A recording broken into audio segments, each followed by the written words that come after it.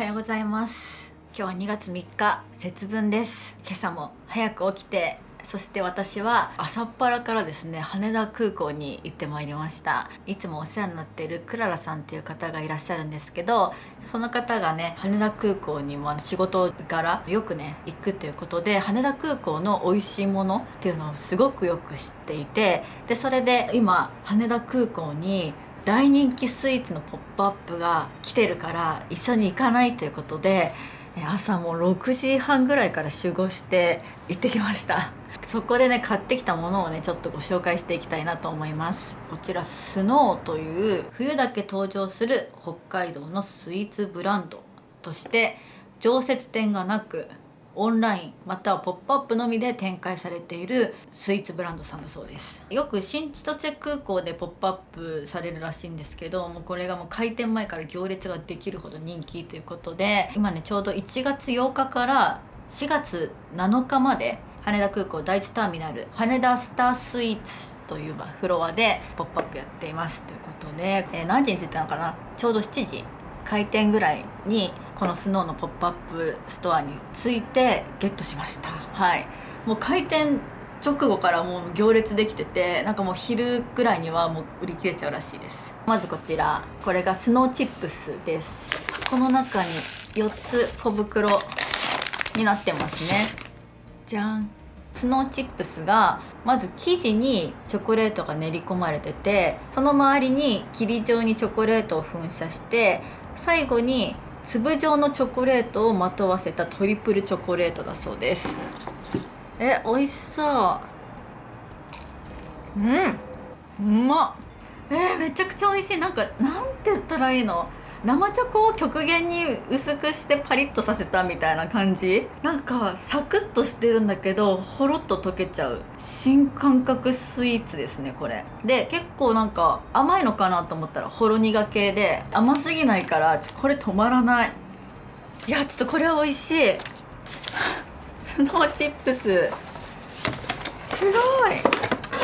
あとこちらスノーボールも買いました。このねスノーというスイーツブランドはスノーサンドというのが一番有名らしくって、もうそれがなんか累計2000万枚販売したというそういう実績があるらしいんですけど、クララさん曰く、スノーサンドも美味しいんだけどこのスノーボールとスノーチップスがめちゃめちゃ美味しいから食べてということでこの2つ買いました。これ冷凍のねお菓子なので1箱にね9個ぐらい入ってるらしいんですけど、解凍したら48時間以内に食べきってねということで、私ちょこちょここれをね味わいたいなと思ったので、スノーボール自体はですねこういう箱に入ってこういう感じでね詰められているんですけど、ここから1個取って練り切り用の入れ物に入れまして、これでちょっと解凍しました。お皿に出してみました。なんかあんこ玉みたいな感じのちょうどいい一口サイズですね。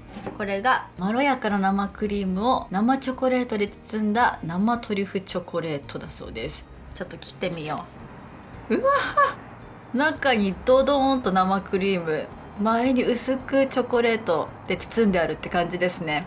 美味しそう。いただきます。うますぎる。これはもう甘党の人にはもってこいスイーツ。生クリームが美味しい。すっごく甘いんですけど、生クリームのコク、そしてなんか後味さっぱりなので食べ終わりがもったりとした嫌な感じしないんですよね。すっきり食べ終えれるって感じで、周りのチョコがビターだから甘さとほろ苦さのこのマッチングが絶妙です。いやさすがめちゃくちゃ美味しかったです。結構やっぱ衝撃だったのはこちらのスノーチップスなので、もしね羽田空港に4月まで行かれる方がいらっしゃったらぜひこれお土産にね買ってみてください。はい、そんな感じで今日は朝早く起きて甘いものを買いに行って朝ごはん食べて、撮影に必要なものを買いに行って、で今です。はい、でこの後はちょっと作業をしてから、こちら今私が日記を書くのに使ってる緑の MD ノート、これのノートカバーですね。こちらのノートカバーが私のブランドヒンクヌンクで作ってるものなんですけど、これを販売に向けて動き出そうと思っています。はい、なのでその販売に向けての打ち合わせに行っていきたいと思います。ではそれでは仕事頑張りたいと思います。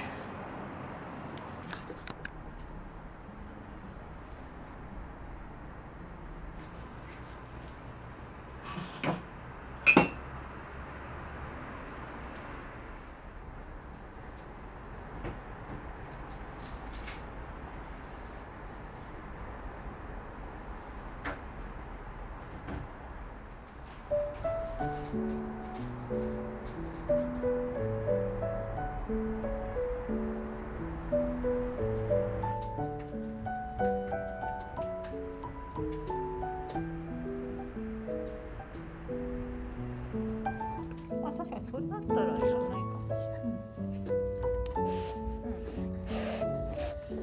このベロの部分をこの46番のパーブルにして、パクをシルバーにしたいです。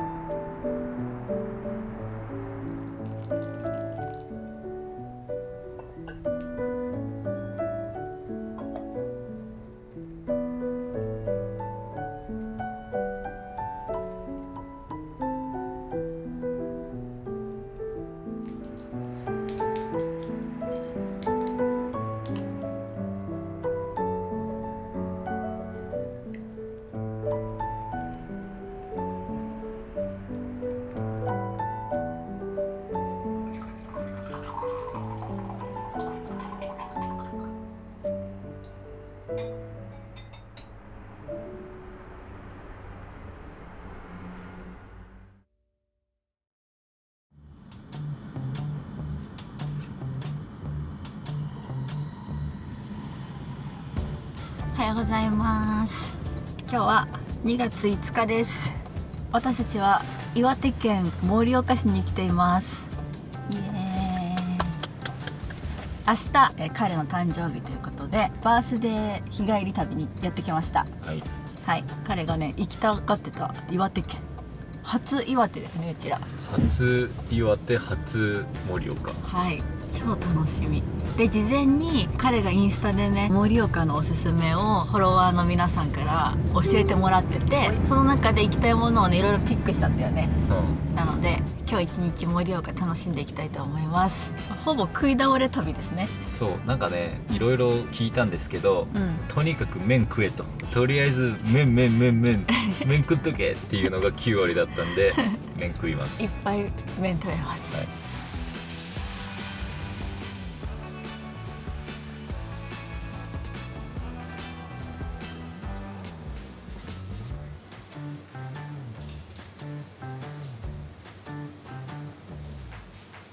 はい、朝ごはん福田パンでコッペパン買いました。まず1個目がオリジナル野菜サンドハム、あとこちらが一番人気のあんバターです。コッペパン有名なんだね。なんか駅着いた時もコッペパンの写真あったよね。なんかね戦後の食糧難に対策として、この手軽なコッペパンで、あと寒冷地だからカロリーを効率よく摂取するためにカロリーパンみたいなやつを作ったらしい。なのでこちらがあんバター、あんことバター。彼のはサラダとハム、キャベツにチーズにハムにドレッシングか、なんかいろんな味を組み合わせて食べれるっていうやつで、そのあんバターが一番人気なんだって。ほわほわ。いただきます。美味しい。うまっ。パン自体が美味しいね。まずね、もちもちっていうかふわふわ。久々食べた。なんか盛岡の小学生で給食はこのコッペパン出るんだって。いいね、いいの羨ましいマジ今日とんでもない量食べるから、この後すぐご飯食べ行くんで一旦これはお持ち帰りです。食べたい。あとじゃあと2口公開するぞ今日は全部彼が作ったプランで行きますので、私はどこに行くかはよく分かってません。俺も今回マジギリだと思ってるから、胃袋的に、だって盛岡の人食うことしかおすすめしてこないんだもん大変なんだからこれ。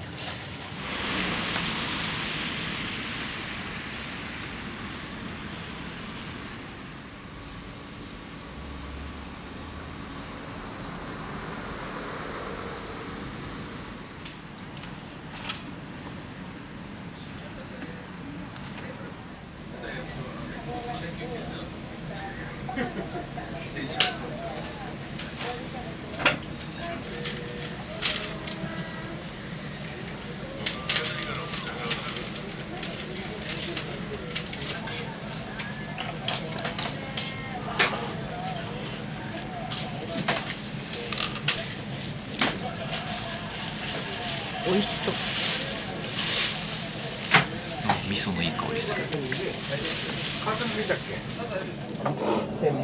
ただきます。うん。うまっ。甘めの味噌。酢入れたらうまい。さっぱり。めっちゃ好きなんだけどね、めっちゃ美味しい。美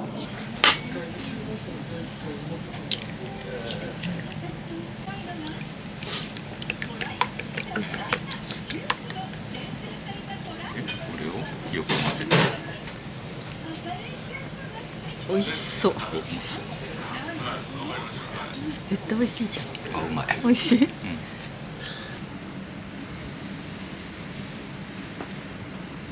こちらジャージャン麺から歩いてすぐの6月の鹿という自家焙煎コーヒーのお店。店内撮影 NG っぽい感じだったのでテイクアウトしました。モーニングコーヒー美味しいです。美味しい。あとは彼がこの豆も買ってましたね。冬季限定ブレンドでナッツカカオチョコレートのような風味って書いてありました。こ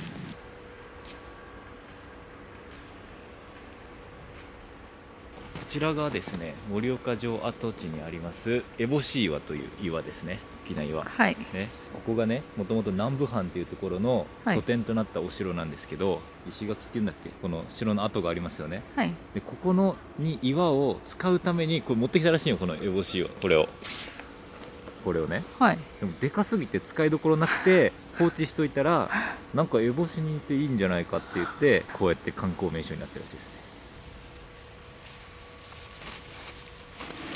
続いてはですね、盛岡の歴史と文化を学べる盛岡歴史文化館に向かいます。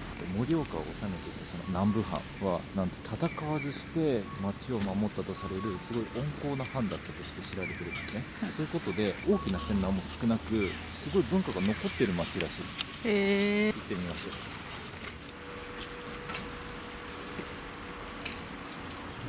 う。来てみて。はい。立ってきてる。そう、上羽織るのと帽子ぐらいでいいんじゃない？めっちゃ似合ってる。おお。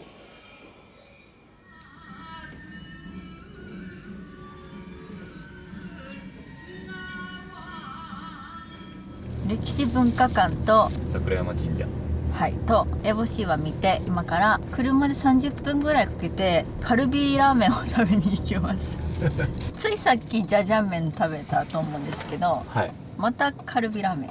まあもうだいぶお腹空いてきましたよね。いや、お腹パンパンなんですけど、なんかこれコッペパンだけは食べれます。ダメだって。絶対食べちゃダメ。いやマジやめといた方がいいよ。あ、じゃあこれ美味しいんだもん。じゃあ、あとカルビラーメンで終わりかと思ったらそうでもないからまあ序章に過ぎない。嘘でしょ。カルビラーメンか。っていうのも、うんその日本三大麺っていうねやつあるでしょ。うん。その中の、冷麺ですよ。そう、まだ冷麺食べてないじゃん。結局冷麺どこで食べるんっていう話になって、ぴょんぴょん舎と清楼閣、ヒゲと今から行く三千里なんですけど、ぴょんぴょん舎っていうのは一番おすすめされたんだけど、なんか東京にもありますみたいな。あだからもし盛岡で食べるなら清楼閣か、地元民としてはヒゲに行ってください。じゃあヒゲに行こうかなと思ったけど、うんヒゲが今日なんと定休日、え木曜定休日ということで、はい。地元民がもう一個おすすめしてきた三千里じゃあ今から盛岡冷麺食べれるってこと？と思いきや、うん。そもそも冷麺はやっぱ焼肉と一緒に食べるんだって。うんうんうん。でヒゲは冷麺がうまいですと。で肉なら三千里で、その三千里のランチで一番人気はカルビスープラーメンらしくて、だからなんかよくわかんないけどカルビスープラーメンを食べます。でちなみに夜は清楼閣っていうところに焼肉と冷麺を食べに行きます2回焼肉食べるってこといやだからカルビスープラーメンにしたの。あれはカルビも焼肉だよね。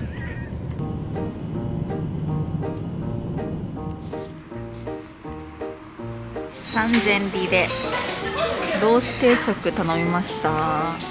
和牛ロースとキムチとナムルときんぴらとお味噌汁、サラダ、半ライスにしたんですけどこの量。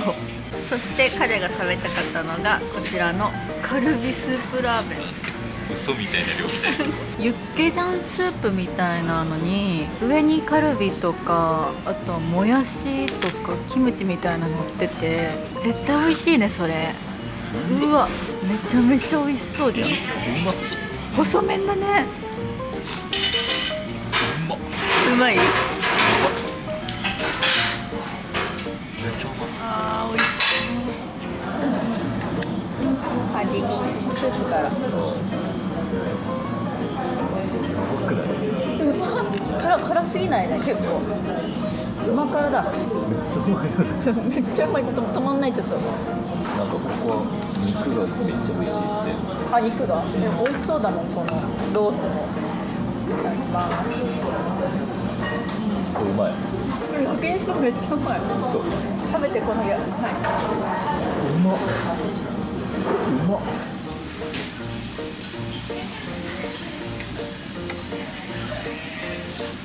いや、美味しかった。いや、マジで美味しかったわ。びっくり。正直お腹空いてなかったのね。じゃじゃ麺の後すぐだったから。で、彼がそのカルビスープラーメン食べたいっていうから、私が同じの食べても面白くないなと思ってロースの定食頼んだんですよ。したらさ、いやカルビスープラーメンもめちゃめちゃ美味しかったのね、ユッケジャンスープにラーメンみたいな細麺のそれもなんだけど、肉がうまい。びっくり。なんで？お肉柔らかくてさ、しかもちゃんとボリュームもあって、でその後ハラミも頼んだじゃん。美味しすぎて肉が。ハラミもめちゃめちゃ美味しくなかった。なんでこんな岩手ってこんな焼肉美味しいの？やっぱ岩手牛が美味しいのかな。皆さんね、焼肉食いに岩手来ていいと思う。わかる。マジめっちゃうまかったわ。めっちゃ美味しかった。ランチとかもさ1400円ぐらいで食べれて、そうご飯も味噌汁もサラダもナムルとかもついてて、でお肉じゃん、その値段に対してのクオリティがすごい。また東京の半額ぐらいやね。そしかもうまい。うそう、また来よう。いや、ご飯これマジ焼肉食べに盛岡行こうってなるわこれ。普通にご飯食べにまた来ようよ。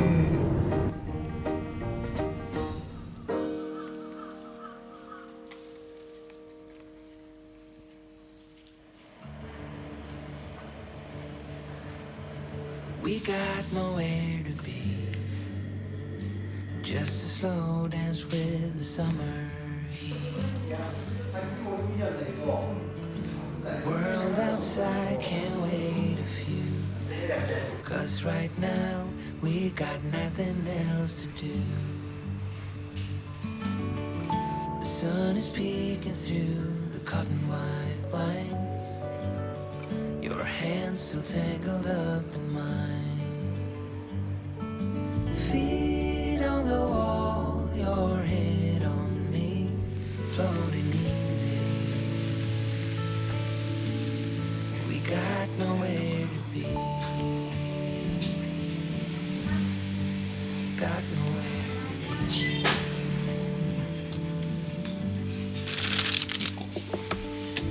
Your hair's a mess, but you don't. 別にピーナッツ、 You just let it fall. チョコレート。 Coffee's cold, but we take a sip, talk about nothing. Let the morning slip. Oh, it feels like that, like summer air through window cracks.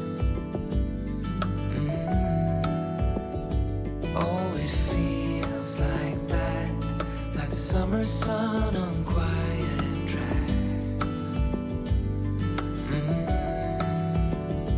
Oh, it feels like that, like the summer rain that falls so slowly on the naked skin upon your back. Oh, it feels like that, like a love song on a worn out track. Yeah, it feels like that, feels like that. Yeah, it feels like that. Na na na na na na. Feels like that.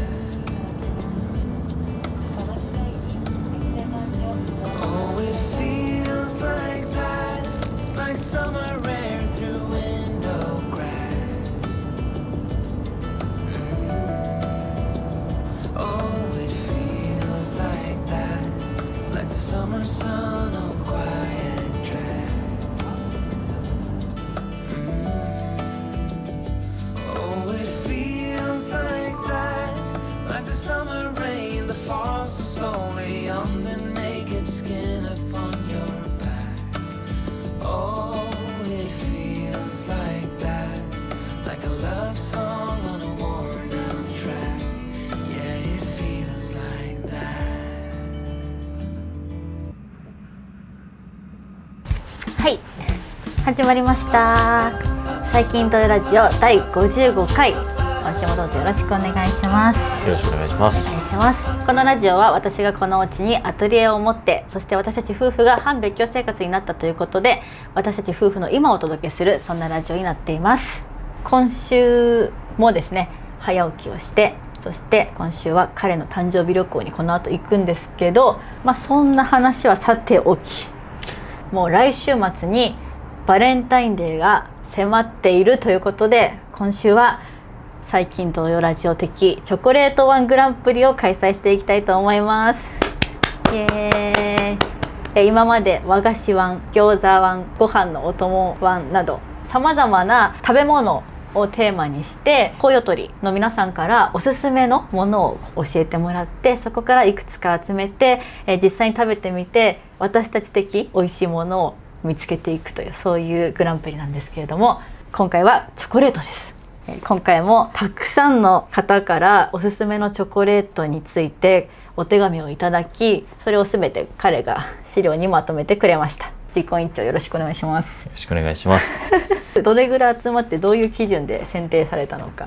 今回はですね、はい、総勢80件以上すごいのおすすめチョコレートの情報が集まりまして、はい、その中から9品、お取り寄せさせていただきました。はい、選考基準としては、今回とにかくたくさんのおすすめが来たので、今までみたいにかぶりというか、すごい人気が集中するようなことは今までに比べると少ないんですよ。なるほどね。なので1件あたりのコメントが1件とか2件とか、一番多くても4件くらい、同じ商品に対して4件。そう、なので投票順に選んだというよりは、もう本当にコメントの熱量、なるほど。人気順というよりかは、もうその商品に対する熱量。はい、あとちょっと個人的にあんまりチョコに詳しくないので、コメントのところにもう何年もチョコを追い求めてましたっていう枕言葉がついてる方とかの情報は積極的に採用させていただいた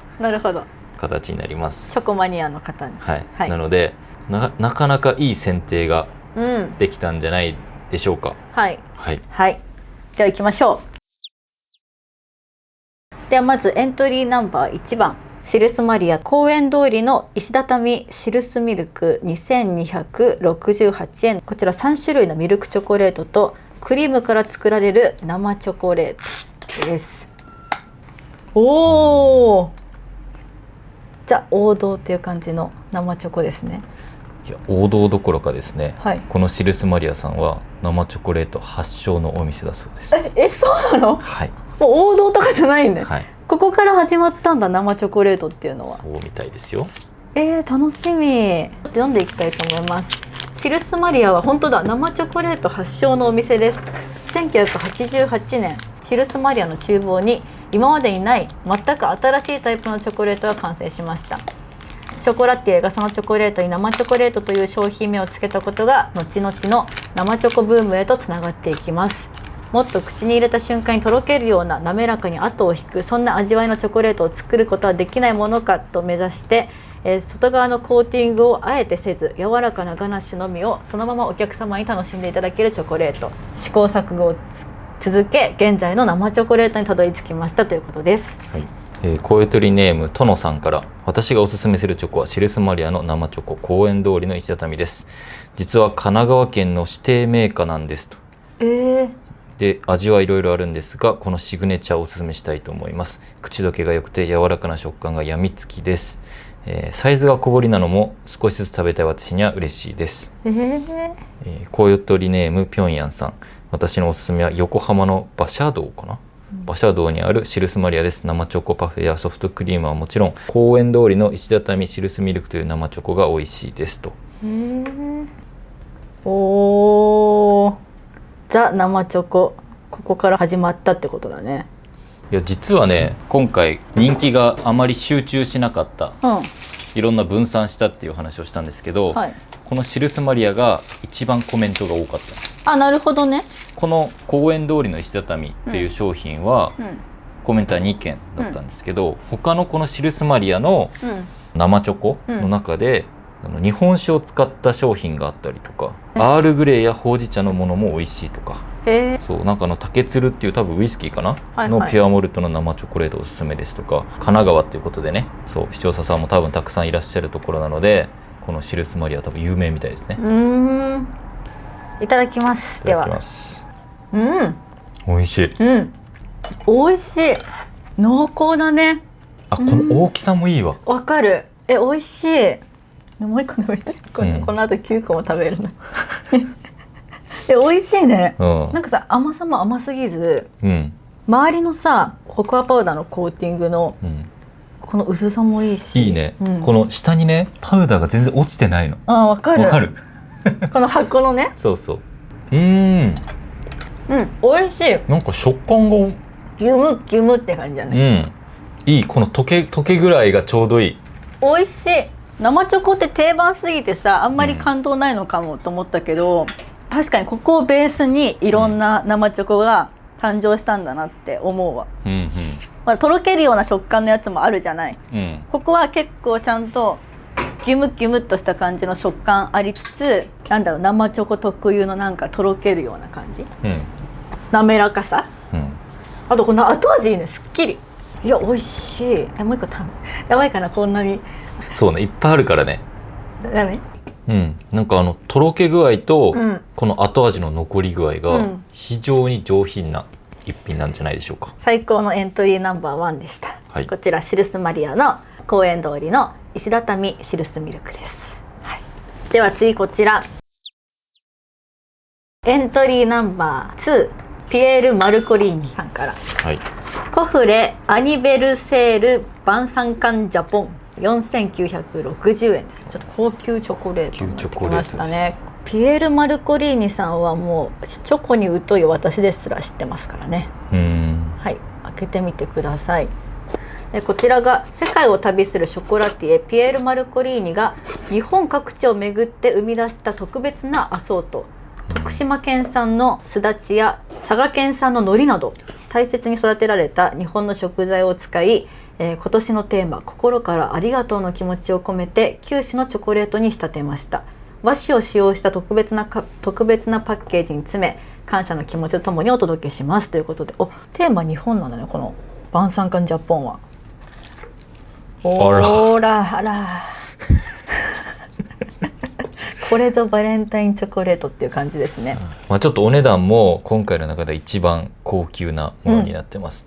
でちょっとアソートセットなので、もうどこを軸に評価するかっていうのはちょっと難しいところなんですが、個人的にはこの声取りネームパンダ組さんからいただいたコメントで、いつも日本の食材をうまく使うチョコ界のファンタジスタピエール・マルコリーニの25周年を記念するこちらのチョコ、水餃子先生の故郷佐賀県の海苔を使用したチョコレートも入っているそうで楽しみですと。でもこれでこれにしましょうということで、なるほど、お手紙に惹かれてっていうことですね。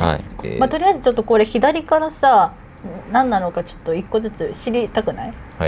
こちらの緑のものが沈黙の味わい、日本酒黒龍一田屋を使用したガナッシュをビターチョコレートでコーティング、奥深く洗練された味わいということです。2番が柑橘の輝き、すだちと金柑のガナッシュと焙煎したライフパフ、香ばしさ食感甘みの調和が際立つ一粒。3番柚子しずく、徳島県産の柚子のホワイトチョコレートガナッシュをミルクチョコレートでコーティング、程よい酸味とフレッシュな香り。潮菜ヘーゼルナッツと佐賀県産有明のりを加えたヘーゼルナッツプラリネ、素材の調和が際立つ一粒。こちらですね。これが佐賀のやつね。焙煎の静寂、ほうじ茶ガナッシュと燻製カシューナッツプラリネをビターチョコレートでコーティング、日本茶の洗練さを表現した一粒。香飲すだちガナッシュと黒ごまのプラリネ、すだちのフレッシュな酸味と力強い黒ごまの風味が調和する一粒。鈴風の記憶、すだちみかん風味のガナッシュをミルクチョコレートでコーティング、フルーティーな酸味と滑らかな口当たり。冬霞燻製カシューナッツプラリネに爽やかな甘みの高知県産柚子ピールとカシューナッツの食感がアクセント、スモーキーなアロマ。余韻焙煎したきな粉とピスタチオのプラリネ、香ばしく洗練された味わいの余暇ということで、本当に日本の食材使った和を意識したアソートセットなんだね。25周年っていうのは、うんピエール・マルコリーニの日本上陸25周年、なるほどね。なので、日本各地の素材とともに生まれた特別なチョコレートなるほど。だそうです。ではせっかくなんで、じゃあまず佐賀の海苔のやつがいいんじゃないですか。そうですね。ちょっと割ってみてください。こちらヘーゼルナッツと佐賀県産有明海苔を加えたヘーゼルナッツプラリネだそうです。なんか海苔っぽいの入ってるぞ。本当だ。ほら。海苔とか感じられるのかな、チョコって。おーあ、ほんと海苔っぽい入ってるよね。海苔っぽいつぶつぶが見えます。美味しそう。いただきます。はい、いただきます。匂いはヘーゼルナッツ。海苔いるね。本当？私海苔感じれないまま嘘飲み込んじゃった。どんな感じ？なんかこのヘーゼルナッツの香ばしさの下に、ふって海苔がいる。あ、でもわかるかも。ほんと鼻を抜ける感じ。いや、美味しいね、そもそも。このプラリネ美味しい。美味しいねこれ。あとすごい後から来るわ。ほんと最初は結構ガツンとヘーゼルナッツの感じがするんだけど、この残った感じの香りとか、後味みたいなのが海苔を感じる。へえ、面白い。あと何食べてみる？徳島県産すだちも食べたくない？こちら徳島県産柚子のホワイトチョコレートガナッシュをミルクチョコレートでコーティング。おーいただきます。あ、すごい柚子の香り。思ったより美味しい。結構酸味っていうかなんかフレッシュな感じ。ほんとじゅわってしてない？香りだけなのかと思ったらもうじゅわっと中に柚子みたいな、柚子のホワイトチョコレート入ってる。美味しいね。すごいね。あ、結構ほんと和寄りの味、ね。こんなに和っぽさ出せるんだね。やっぱさっきの佐賀のりのやつは鼻から抜ける香りで、この柚子雫はもうがっつり柚子をじわっと噛みましたっていう感じで、このミルクチョコレートとのなんか甘さとマッチしててすごく美味しい。ミルクチョコレートってさ、結構なんかもたっとした甘さがあるかなと思ったけど、全然そんなことない。さらっと。美味しい。どうするこれ？アソートをどう食べて終わりにする？そうね。まあこの2つくらいじゃないですか。一旦そう。後でいろいろ考えるときにもう一回食べてみるってことですね。いや、さすがピエール・マルコリーニ。しかもこんなに日本の食材を日本らしくっていうのも変だけど、なんか表現されてるのすごいね。すごいね。めちゃくちゃ美味しい。じゃあ次、エントリーナンバー3番紫の枠伝みのりゆか3780円です。今日の料亭がお届けする柚子チョコレート、明治3年涌谷伝右衛門が始めた料理旅館を礎に京都東山に高大寺枠伝を構える料亭。晩秋に黄色く色づく柚子、みずみずしさと香りを丁寧に煮詰めた柚子ピールに仕上げ、配合にこだわったカカオのチョコレートで包みました。その名の通り柚子の香りがふんわりと広がります。さすが京都。ちなみにこちらの紹介文はですね、公式ホームページには一切商品説明ないので、これを扱っているお店さんの文章を引用させていただいてます。なるほど。多くは語りません。さすが京都の心でございます。ここにしっかり書かれてます。本当だ。買ってからね、買った一つのみ知れるという。こちらです。うわ、大好きこれ系のチョコレート。うまいよねこれ。わあ、これ柚子ピールをコーティングしてるんですね。声取りネームうこ次郎さんからは、和菓子の控えめで丁寧な甘さの延長のようなチョコレート、国産の柚子ピールが合わさると幸せな香りで満足感が味わえます。お茶にも紅茶にも合いますしご褒美になります。一本で満足できる大事に食べたいチョコレートです。似たようなお菓子はありますが和の良さが出ているところが私には特別ですと。うわー、ちょっとこれ切って断面をちょっと見せてください。美味しそう。お、サクッといったね。ほー。おー、これはね美味しいよ。私ねこれ大好きなんですよ。オレンジピール、柚子ピール系のチョコレート。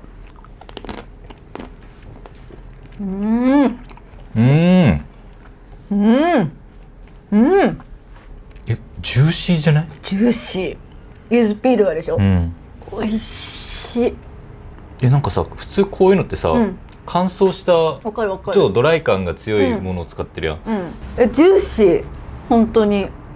このさカカオの苦味とも合うね、そんで、確かにこれはなんだろう、カカオを使った和菓子なのかもしれないね。そうかも、美味しい。香りもすごくいいな、和田さんといえば、もちろんねお料理も有名ですが、なんとこういったチョコレートとかね、出されているということで、香りもいいし、何よりこのジューシーさ。いやすごい、中の柚子ピールがほんとジューシーなのよ、いやちょっとこれは美味しいな。やっぱこの料亭だけあって、なんかこの柚子の扱い方が非常に丁寧さを感じるというか、この柚子の処理がすごくこだわりっていうか、技術を感じる一品ではないんでしょうか。今まで食べてきたこういう柚子ピール系のチョコレートとやっぱ一線を画すなんか上品さというか、本当多分このコメントの通り、ちょっと和っぽい良さがすごく出てる感じがしますね。お茶に合う、コーヒーというよりも確かにこういう緑茶系とか、あと紅茶、それのお供に本当に最適、それぐらいなんか繊細な味わい、満足感がすごいこの一本の。わかる、だから確かにちょっと甘いの苦手な人とかにもちょっとね、なんていうの、お茶受けっていうんだっけ、2,3 本、2本ぐらい出してね、へーってなるかも。これは美味しい。このね毎回さ、もう全部美味しい前提で来るからさ、大変なんだよ選ぶのが。そうにしてもさ、マジみんなよく知ってるよね。そう、なんでみんなこんな美味しいもの知ってるの？教えてくれただけありがたい。本当にありがたい。よし、じゃあ次行こう。エントリーナンバー4番、鈴懸の鈴のトリュフ、1890円です。かわいい箱が、鈴懸といえば福岡県ですね。鈴懸ってさ、和菓子屋さんじゃなかったっけ？そうね。そうだよね。あなたがさ、最近和菓子にハマってるでしょ、そのせいでみんななんかちょっと和っぽいおすすめがミクさん和菓子好きだと思うんでっていう優しいね、みんな。優しさがこんな感じですね。はい、鈴懸の鈴のトリュフです。あら可愛らしい。こちら鈴懸の鈴のトリュフ、抹茶ほうじ茶は、福岡県八女産の香り高い茶葉を使用。玄米は隠し味に醤油を忍ばせ香ばしく仕上げました。ホワイトチョコレートに溶け合って上品で風味豊かな3種類のトリュフですということです。抹茶、ほうじ茶、玄米なんだよ、じゃあ抹茶とほうじ茶と玄米を一粒ずつ半分で食べる。かわいいね。鈴懸ってこんなチョコレートとかもやってるんだね。福岡住んでると結構鈴懸で和菓子買って、本当？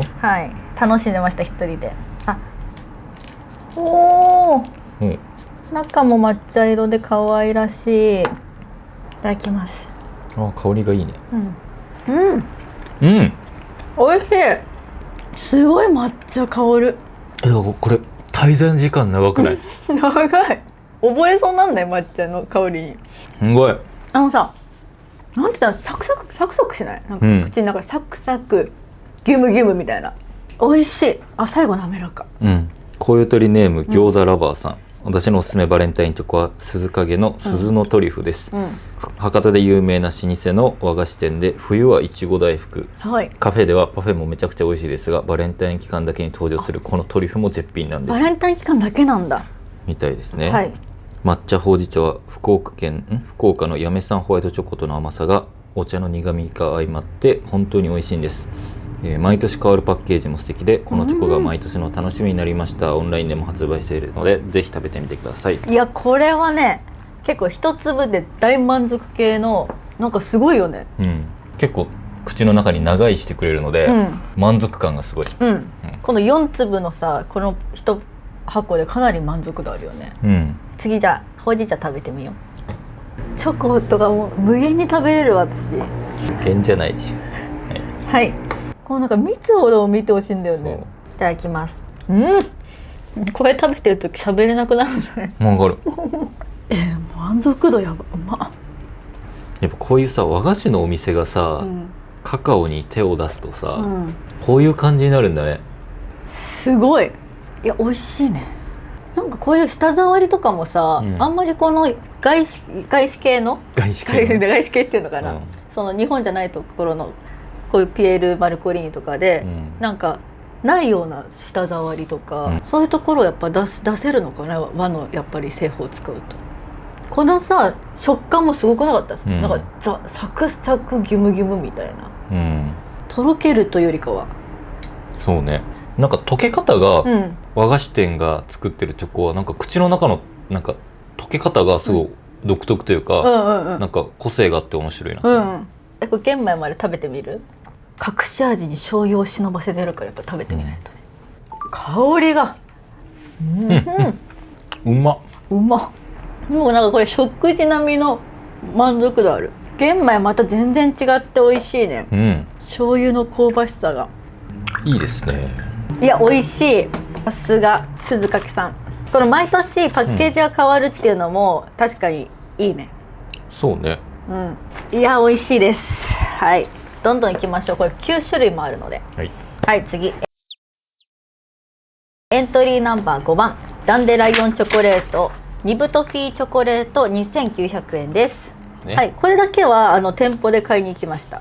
吉祥寺にアトレの中にあるダンデライオンチョコレートさんに行ったんですけど、今その高島屋とかで開催されてる、チョコレートのイベントの中にも出店されてましたし、あとオンラインでも買えると思います。はい、こちらダンデライオンのニブトフィーチョコレート。お店行ったけど人多かったもんね。いや人多かった。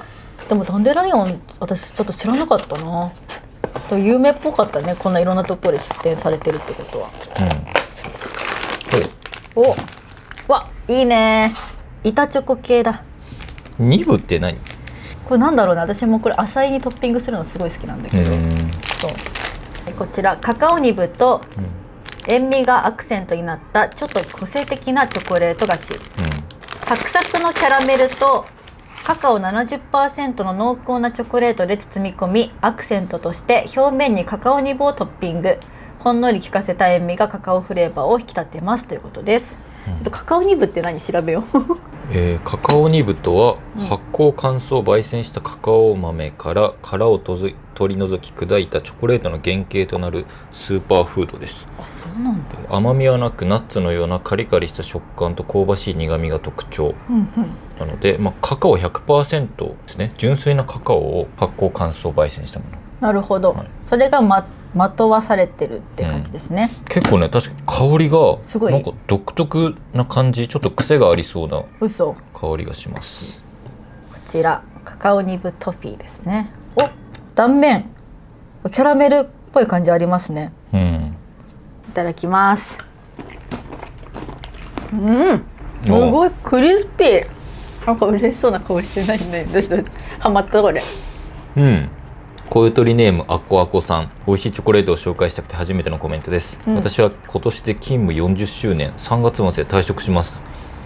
管理職を15年続けて大変なこともたくさん乗り越えてきました、その大変さを支えたチョコレートがあります。それはダンデライオンチョコレートのニブトフィーチョコレートです。ドミニカ共和国産のカカオ 70% の濃厚チョコの間にザクザクのキャラメルが入っていて塩味もあり、いくらでも食べれます。これを食べると頑張るエンジンがかかるので不安な気持ちになるミクさんにもおすすめですお茶にもコーヒーにも合います、丁寧に美味しいバランスを考えられたチョコなので必ずストックしてます。ぜひ食べてみてください。いや確かにちょっとなんかチップス系ぐらいのザクザク感じゃない？なんか確かにちょっと元気が出る味な気はしますね。確かにデスクの横に欲しい系チョコレートだなこれね、結構苦味もあるから、やっぱりこのカカオニブと 70% のカカオなんで、あんまりチョコを食べてこなかった僕の意見としては、決して癖がないチョコレートではないです、でもしかすると意見が分かれるかも。でもこれは刺さったらやばい、確かに止まらない系だ。なんかね、最初口に入れた時のインパクト結構強いじゃん、だけどなんだろう、噛めば噛むほど口の中に馴染んできて、キャラメルの甘さと塩味とこのザクザクの感じで、ほんとなんかそうなんだろう、ハマると抜け出せないやつだなっていうポテンシャルを感じるね、うんめっちゃ美味しい。もう私もこれ一口目よりも二口目の方がより美味しく感じられてるもんね、わ美味しいね。さすがこのキム40周年を支えてきたうんチョコですね。確かこの塩味もいいね、うんこれは美味しい。なんかイメージとしては、うん例えば誰かからもらって家にあってなんかポリポリ食べてまあまあ美味しいね、うん食べてたけどなんかふとした時にまた自分で買ってるチョコわかるわかる。なんかさガツンとくる衝撃というよりかは、後からじわじわ思い出させてくるような、なんかまた食べたいなまた食べたいなわかるがなんか今もうだって切っててちょっと言おうとしたももう一個だけ食べとこん、もう一回もう一だけ食べた。なんか確かにこれ癖になるかも、まあ確かにこのザクザク食感とうんちょっと個性的な味がちょっと他にはないね、なんか、ちょっと唯一無二というか、今まで今日食べた中でもちょっと異質、悪くないこれね、やばいねこれマジで止まんないね。スルメ系チョコレートだ。これちょっとハマると危険なやつですね。さあハマる折り返しましたね。はい、はい、口の中リセットしました。はい次エントリーナンバー6番銭湯塩キャラメルチョコレート1717円です。銭湯初撃ですね。ちょっとベルギーチョコレートらしいですね。へえ。でその中でも塩キャラメルチョコレートがうん金賞を受賞した味ということで、何の金賞チョコレート系のやつですかねなんだろうね、はいコスタリカ産のカカオを使用したチョコレートにフランスのゲランド産海塩を加え濃厚なキャラメルチョコレートを作りました、はいミルクチョコレートでコーティングしていますと。はい来たよ。塩キャラメルチョコレートはちょっとやばいよ、これもね絶対美味しいから。たくさん種類あったんですけど、銭湯さんの中にね、でもやっぱこれらしいですね。この塩キャラこの金賞がやっぱ美味しいんだね、こちらじゃじゃん。おい塩が乗ってる。塩が乗ってる。絶対美味しいでしょこれは。ちょっと切ってみて断面はどうなってるの。これ全部同じ味だよね、はい、うわ美味しそう美味しそう。周りのチョコのコーティング薄めだね。声取りネームサクサクさん、はい私のおすすめチョコレートは銭湯の塩キャラメルチョコレートです、はい塩味と甘味のはいバランスが癖になります、毎年いくつか自分にチョコレートを買いますが、はい銭湯のチョコレートはスタメンです。でもチョコ好きだね。いくつか買うってことは、いただきます。いただきます。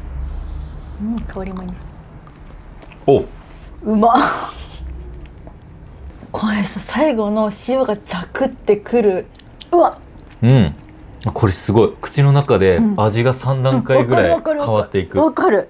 最初ミルクチョコレート、キャラメル感じた、最後に塩味、すっきりって感じ、これはほんと口どけ滑らかだからさ食感もいいね。いやーやばい。わあ私これ大好き系のチョコだ。好きそう、この滑らかさと最後のこの上に乗ってる塩を噛んだ時のジャリっていう感じがたまらないね、このなんか派手さがない見た目に、味はすごい派手っていうか、なんか変化が目まぐるしい感じ。さすがベルギーチョコレート。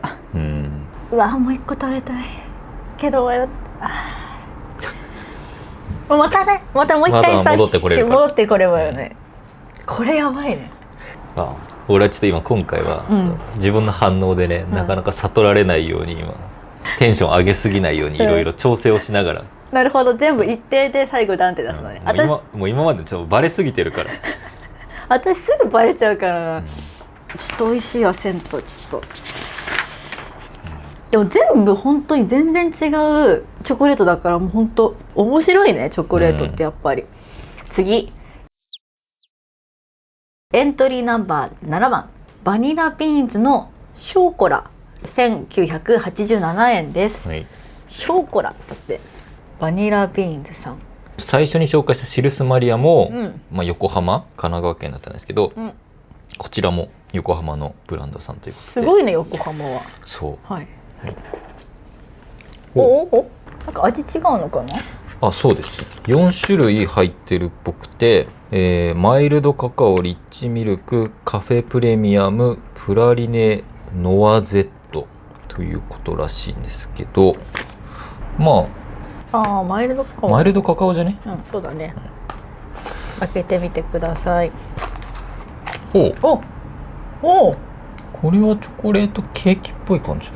こちら、サクッパリとろーり、とろける生チョコレートをこだわりのクーベルチュールで全体をコーティング、サクサクのバタークッキーでサンドした一度口にした虜になる当店のロングセラー商品ですということで、バニラビーンズさんのこのショーコラと、もう一個パリトロっていうおー、この2つをすごい推してる方が多くて、へー、まあ、どちらかというとこのショーコラの方が推してる方が多かったので、なるほど。はい、これはまあ純粋なチョコというよりはチョコサンドって感じですね。そうね、確かに。はい。なんか横浜ってやっぱすごいよね。チョコサンドって人気だよね。あらららら。まあ、切るものじゃないな。確かに。おー、はい、これは美味しそう。いただきます。すっごいよ、分厚い。うん、これはうまい。これはうまいね。こういう鳥ネームよもぎもちこさん。チョコが苦手だった私が人生で初めてハマり、当時住んでいた埼玉から横浜まで買いに行ったチョコレートです。味はいくつか種類があり、バラでも売ってますが4つ入りのセットがおすすめです。個人的にはリッチミルクがダントツで美味しいです。あれこっちだったね。食べよう。今では通販で気軽に買えたり、時々デパートのショップに置いてあったりしますが、私がドハマりしていた数年前までは横浜の店舗でしか、すぐには手に入らず、チョコが苦手な私がわざわざ横浜で買いに行ったので、家庭内でどよめきが起こりました。でも、これすごいなんかこういうサンドクッキーってめっちゃもたもたしてて、なんか口の中にものすごく残るから、なんかあんまりこう敬遠してたら、だけどこれは結構クッキーもサクサクだし、中のなんか生チョコみたいなのもとろけてくから、もうスッと口の中に入っちゃう。こんな分厚いのに、しなんか甘すぎないね。確かにね、さっきのはマイルドカカオだったのか。はい、じゃあこれがリッチミルク。はい、うまい。あ、うまいね。あと見た目はさ、よくありがちなサンドクッキーなんだけど、だって中のチョコが本気だもん。このなんか層とか、外側はさ何の変哲もない感じ、でも中はしっかりと本気チョコが入ってる。わかる、そうなんだよね。中まで全然手抜いてない感じがするんだよね。いや、これはちょっと美味しいね。なんかリッチミルクの方がさ、スッと入るから、確かにチョコ苦手なよもぎもちこさん虜にするの分かるわ。マイルドカカオの方がもっとなんかチョコなんていうんだろう、もったりしてる感じがする。いや、うまい。このそもそもこのグランプリシリーズが一番最初に開催した、ご当地メーカー。ああ、そうだそうだ。なんでこのご当地メーカーグランプリが誕生したかっていうと、知り合いがね、その横浜いて、でなんかその人がもらったお菓子をね、ちょっともらったの。ああね。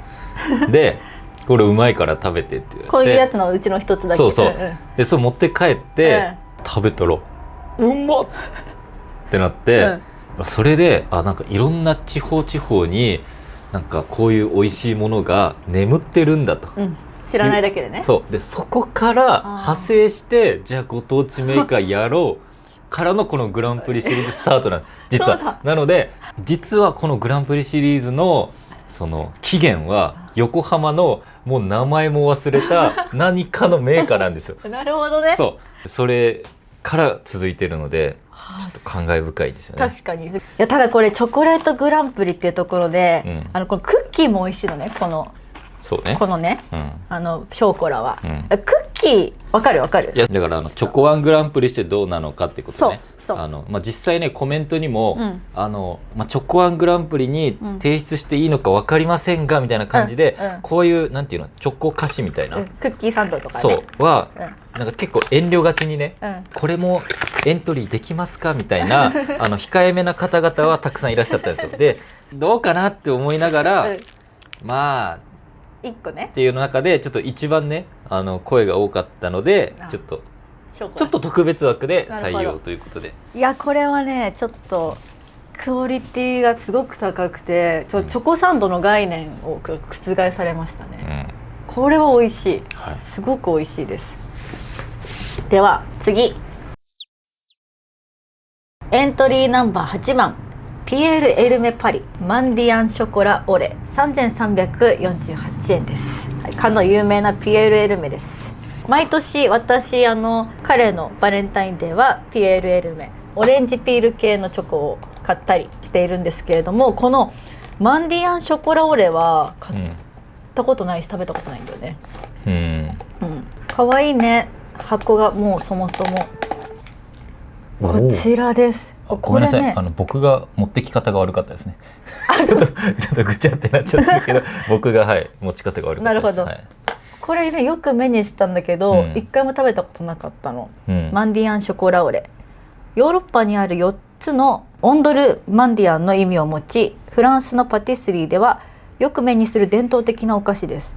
ナッツやドライフルーツなど修道会のそれぞれの制服の色にちなんだ素材をチョコレートに合わせます。オレンジピール、レーズン、ヘーゼルナッツ、アーモンド、ピスタチオを合わせた贅沢な味わいです。ということで、かわいいこのチョコの上にそのピスタチオ、アーモンド、オレンジピールなどが乗せられています。見た目ももうかわいいの、美しくて、これどう食べるのこれ一口じゃない？一口、ピエールエルメすごい。小よとりネーム、記載なしですが、毎年この時期は自分にご褒美ってことで爆買いしていいことにしているので、お財布の日もゆるゆるで楽しんでいます。ピエール・エルメ・パリのマンディアン・チョコラ・オレ、美味しいです。ナッツやドライフルーツが乗っていて見た目も華やか、バクバク食べて止まらなくなります。これは美味しい。で次行きたい気持ちもわかる今バレた？こんないろいろ乗ってるのにちゃんとまとまるんだね、まとまるし、それぞれのこの素材の味もしっかり感じられて、調和が取れてなさそうでなんか取れなさそうに見えて、すごい調和取れるの。パクって食べたらチョコレートとも相まって一つが綺麗にまとまって胃の中に入ってくっていう感じで、香りもいい。口の中で完成する感じですね。なるほど。いやこれは美味しいね。ちょっともう一個食べちゃおうかな、ちょっと口の中で料理してる感じになりますわかるよね。ちょっと噛み手によってさ味の変化が変わるというか、ちょっとさ見方によってはさ、雑なチョコレートにも見えるの、なんだけどちょっとバランスが口の中に入れて噛んで程よくなるというか、計算されてるんじゃないかっていう。ただ乗せてるだけじゃないんだね。なんかたださ、素材乗せてるだけかと思ったら、本当にバランス計算されてるの、多分このナッツとかピールの大きさとか、焙煎の具合とか、なんかいろんなものを計算して、バランスが取れるように。なんかオレンジピールのねちゃっとした感じとかも、それもまた食感変えておいしいし、このレーズンがね結構効いてんのね、甘みがグッときて。なるほど、確かにバクバク系です。さすがピエール・エルメよねまあそれはね、世の中に世界中で愛されてるでしょうから、やっぱそうすごいね。ではついに最後ですね。はい。エントリーナンバー9番信州里の加工棒フリュイショコラ一打柿かっこ栗1447円、柿って言ってかっこ栗って何ですかねでは開けてみましょう。今回やっぱあなたが和菓子にハマってるっていうので、結構和菓子屋さんとか日本のブランドもたくさんエントリーされてて、なんか面白いなと思って、もちろんさ世界的に有名なチョコレートブランドもいいんだけど、こういうのがあると、結構今までにない味わいがありそうな感じ、選択の幅も広がるよね。もうこれだけはなんと冷凍だったんですよ。解凍して食べると。解凍されてんのこれ？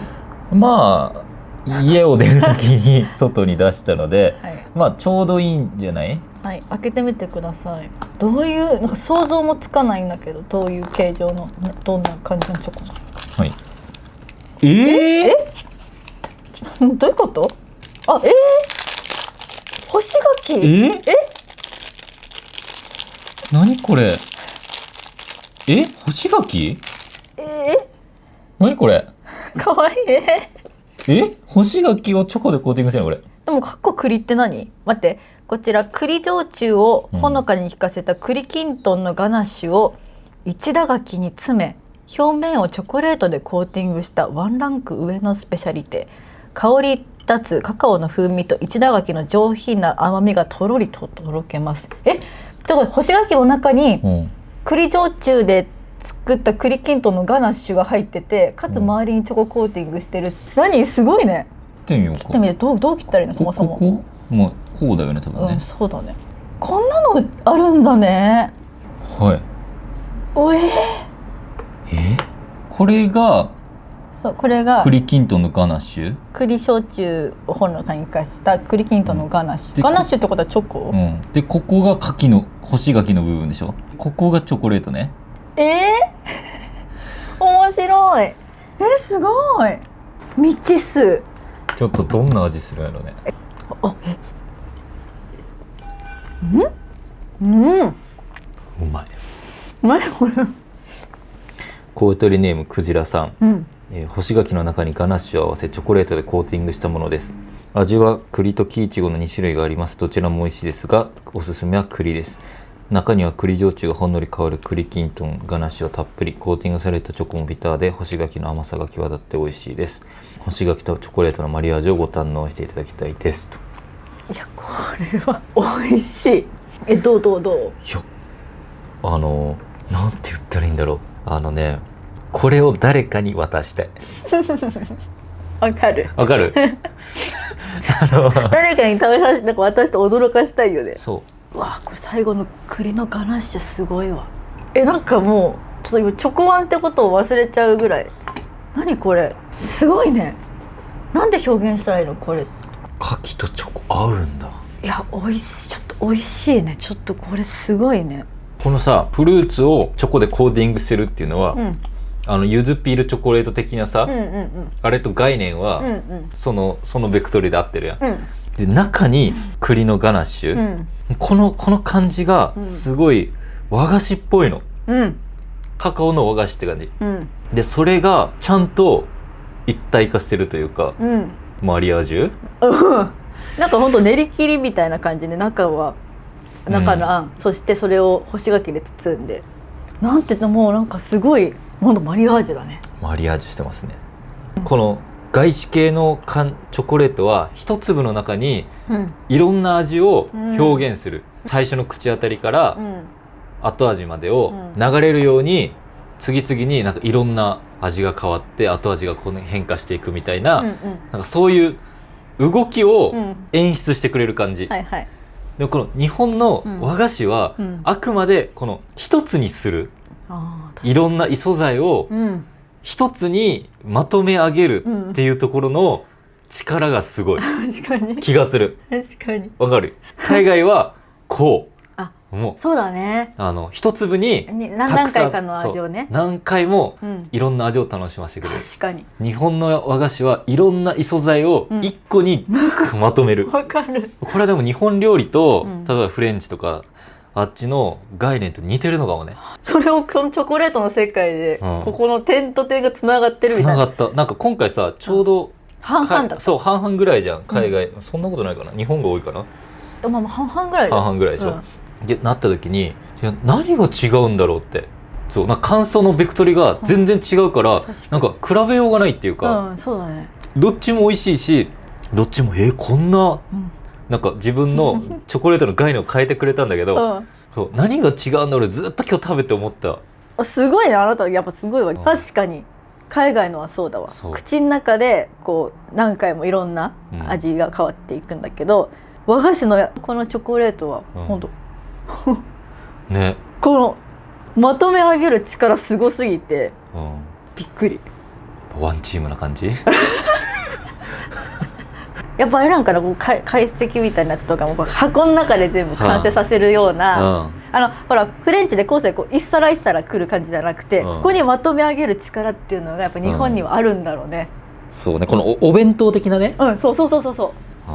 いや、このね柿のやつすごいね。ちょっとなんか表現うまく表現したように食べたことない。なんでこの栗と柿とチョコが、一つの味になって、だからその今まで食べたことないそうそのなんでこの3つがさ一緒になってんのか分かんない。そのなんかあれに似てるとかないんだよね。そうなんか全部同じポジションのやつがいる。ラグビーみんな違うことしてんの。わかる。なのにワンチームなの。わかる。そう味さ分離してないんだよね。おのおのの味が来るというわけじゃなくてワンチームで一気に入ってくるから。そうなんかね、なんか海外のチョコはなんか、はい、フォワードですディフェンスですわかる攻めてったら最初相手のフォワードを抜かないからでしょ。フォワード抜いてミッドフィルダー抜いてでディフェンスでゴールキーパーっていう目まぐるしい末にゴールがあるじゃん、ね、なんか日本のチョコレートはでんワンチームって感じすごいほんとそうでこのフルーショコラはその最たるものっていうか、何個か食べた輪の中のもう一番ワンチーム感感じる、そうこれすごい、ね、牡蠣です栗ですチョコですっていやお前らチーム一緒になんないみたいなバラバラになるから仲良くなりますみたいな信州佐藤の加工房さんがもともと栗菓子でメインでやられてて、プライドを持ってやってる栗菓子にカカオを合わせたっていうでバレンタインに出してると。これは美味しいです最高です、これで9種類なんとなく一通り食べてみたんですけれども、例えばこれもう一回おかわりで食べてみたいですとか、そういうのがあったら、食べて私たち的チョコワンを毎回ね決めてるのでやっていきたいなと思います。で私ねこのピエール・マルコリーニのアソートの他の味もちょっと食べたいなと思ったよね。あともう1個ぐらいをちょっと食べさせてもらって、このどのぐらいこの和を表現してくれてるのかっていうのをもう一回ちょっと見たいですね。これにしよっか。沈黙の味わい、この日本酒、ピエール・マルコリーニのさ滑らかさすごいね、ガナッシュの、ほらやっぱ波が来るでしょ、ちょっと待って、大丈夫？なんかおかわりチョコ一旦ね一番最初に食べたこのシルスマリアの生チョコを食べて、自分が今どれだけ浮かれてないかをチェックしたい分かった、ちょっと食べていいよ最初とやっぱちょっとテンションが最初って結構基準になっちゃうから、そううまいなこれうまいね、悩ましい。うまいねかっこいいし悩ましい。これちょっとこのチョコはでも俺はもうちょっと正直チョコレートに対する知識とか経験値が、私もないよ全然、ちょっと浅いので、ただの直感です。選考基準としては、このバレンタインにあげたい、食べたい。そういうことね。いやそうどうしようと思って。自分が食べたいのかあげたいね。私全然違うわ、それになってくると。そう今回は91種類応募があったんですよ、その中の9件の中の頂点を決めようということなんですよね、もちろん中にはねそもそもちょっとこの収録に間に合わないようなものもいくつかあったので、そういったものを除いての9件になるんですけど、今回も一応多分皆さんもラジオを聞いた後に買えるものなんだと思うので、どうなんですか？あげるものにしますか？それとも自分で食べるものにしますか？か、自分とパートナーと一緒に食べるっていう。そうにしますか。そしたらじゃあ自分が食べたくてあげたくてみたいな感じに、間を取れるってことですか？待って、それでもめちゃめちゃ悩んでるから今私。決まってんのもう？ちょっと正直ちょっと僕は決まっちゃってますね今回。珍しく嘘、ちょっと待って、ただ本当最後に自分で食うか誰かにあげるか、誰かと一緒に食べるのか、本当もうそこだけの差ですね。決めた、じゃあ一応全て紹介しておきますと、エントリーナンバー1、シルスマリアの公園通りの石畳シルスミルク2268円、エントリーナンバー2、ピエール・マルコリーニコフレアニベルセール晩餐館ジャポン、4960円、エントリーナンバー3、紫の枠伝、みのりゆか3780円、エントリーナンバー4、鈴掛鈴のトリュフ1890円。はい。エントリーナンバー5ダンデライオンチョコレートニブトフィーチョコレート2900円。はい。エントリーナンバー6銭湯塩キャラメルチョコレート1717円。はい。エントリーナンバー7バニラビーンズショーコラ1987円。エントリーナンバー8ピエールエルメパリマンディアンショコラオレ3348円。はい。エントリーナンバー9信州里の加工母フィウイショコラ一打柿かっこ栗1447円。以上9件のエントリーでございましたが、はい。最近同様ラジオ的チョコワングランプリはい。グランプリをはい。お互い発表しましょせーの。う。一打柿の塩キャラメチョルチョコレート。わかる。コということで、あなたがはい。こちらの銭湯の塩キャラメルチョコレートですね。はい。で僕はこっちの信州里の加工房さんのフリュイフリュイショコラ一打柿かっこ栗。栗。いや、わかるよ。いや、でもね、私シルスマリアも結構相当悩んだのね、この、はい。チョコ生チョコっていうの、うん。もう迷ったし、このミノリユカも迷ったし、ピエール・マルコリーニも迷ったし、もう全部で迷ってたのずっと、うんこの一打柿も迷ったから。で私はその自分で食べたいプラス、うん人にあげるって考えた時に、この塩キャラメルチョコレートは、うん甘さもありつつビターな感じと、あとは最後塩のジャリッとした感じがあるので、割とこう万人うんが食べて美味しいと、平均的にこう好きだなってうんいう、誰も外さないっうんていうところと、自分も好きっていうのが、一番この平均値の一番高いところ。一番、五角形が綺麗な五角形ができるみたいな。そう、んというので、それやっぱバレンタインチョコらしさもあるじゃん、このうんうんザみたいな形がいいなと思って選んだんだけども、そのフリュイショコラの一打柿も相当悩んだよ私。うんそれを最初に選考前にはい。言ってた、自分で食べるのか、うん誰かにあげるのかうん。で、自分で食べるなら俺はぶっちゃけこれなんですよ。わかる。ニブトフィーなんですよ。ニブトフィアは日常系だよね。また食べると思う俺これ買ってね。うんでもどうなんだろう、これは誰かにあげるとするならばちょっと癖あるかも。てかもうしみじみ自分で食っときたい売り切れとか嫌やだし、あ、そうだね、広まってわかるわかるわかるわかるわかる日常で食べたいもんね。そうわかるわ。わかる。でこのフリュイショコラのうん一打柿、うんちょっと、うん僕の中でうんチョコの概念がうん覆った、うんそしてあなたのチャンネル上でね、うんいろんな和菓子とかお茶っていう文化にうん触れてる流れから、うんこういう日本の和菓子屋さんがうんチョコレートをね、うん作る。うんでそのワンチーム感うんで柿とチョコと栗、うん合うかって柿とチョコはわかるけどね、なんか、なんとなくね、うんでもそこに栗も合わせて、中に栗詰めちゃうんだもんね、栗のうん話。のワンチームっあていうのが僕の選出。あ、どうしますかこれ。いや塩チョコも美味しかったよ、塩キャラメルも。うんチョコワンだよ。ちょっと柿と栗はうんちょっと、柿の干し柿の実とかもあるから、チョコワンって考えた時に、うんこれ塩チョコ、これはもうチョコ。でもそれだったら塩とキャラメル入ってるやんじゃあそれはもう板チョコワングランプリにせな。じゃあそう考えたら、じゃあやっぱりじゃあ感動っていうか衝撃込みで、やっぱじゃあ古いショコラ一打柿かな。じゃあこれにしますか。いいんですか？俺ちょっといや結構今回譲れないかも。そう、すごい。いやでも私もちょっと衝撃だったこれは。うん最近同様的チョコワングランプリは信州里の加工房フリュイショコラ一打柿栗です。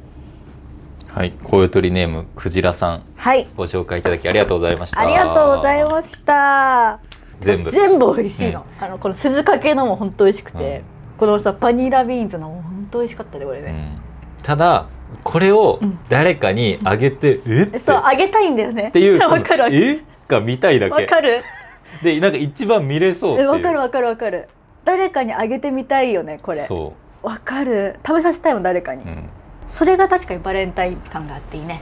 誰かにあげたくなっちゃうチョコって。うんうんかなと思った。めちゃめちゃ美味しかったね。うんこれ来年もやろ。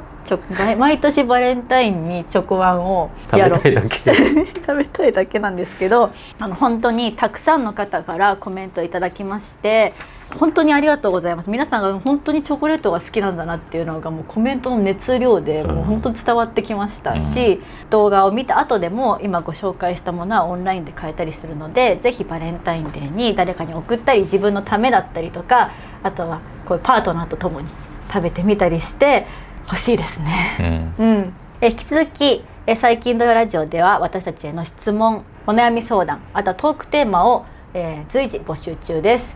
この動画のコメント欄にこよとりネームをつけてお手紙いただけると嬉しいです。はい、それでは今週もありがとうございました。ございました。はい、また次の動画でお会いしましょう。バイバーイ。